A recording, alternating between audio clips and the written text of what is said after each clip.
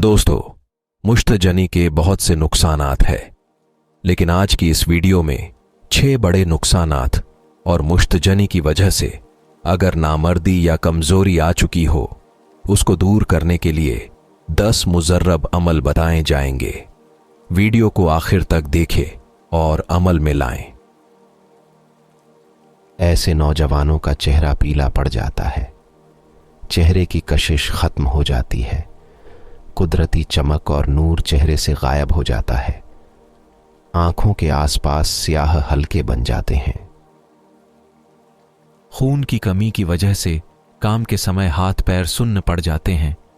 वजन कम होते होते इंसान हड्डियों का ढांचा नजर आता है। जवानी में बुढ़ापे की हालत हो जाती है। बैठने के बाद आंखों के सामने अंधेरा आ जाता है। हाजमा कमजोर होकर कब्ज की बीमारी हो जाती है। पेशाब करने के बाद भी कतरे आते रहते हैं। गुस्सा बढ़ जाता है। चलने फिरने या काम करने से दिल की धड़कन तेज हो जाती है। इंसान सुस्त होकर पड़ा रहता है। शरीर हर वक्त थका थका महसूस करता है। इस तरह के लोग हर वक्त लेटे रहने को पसंद करते हैं। कोई काम करने को मन नहीं करता। पढ़ने वालों को पढ़ाई में बहुत परेशानी आती है। सबक मुश्किल से याद होता है और जल्दी भूल जाता है। दिमागी काम करने का बिल्कुल भी दिल नहीं करता। नौजवान भूलने के मरीज बन जाते हैं। इस तरह के लोग शादी के काबिल नहीं रहते। इंजाल की शिकायत होती है। खास अज्जू में टेढ़ापन आ जाता है। गाजर का जूस शहद में मिलाकर पिए।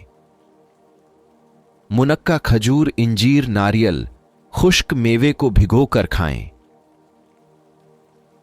सुबह को 2 अदद गिरी बादाम शहद के साथ खाएं। 7 दिन तक जाफरान दूध में मिलाकर पिएं।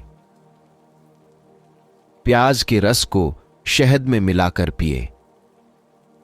2-3 छुवारे दूध में अच्छी तरह उबाल कर खा लें और बाद में यह दूध भी पी लें। 2 चम्मच सिंघाड़े के आटे को खाकर ऊपर से दूध पिए।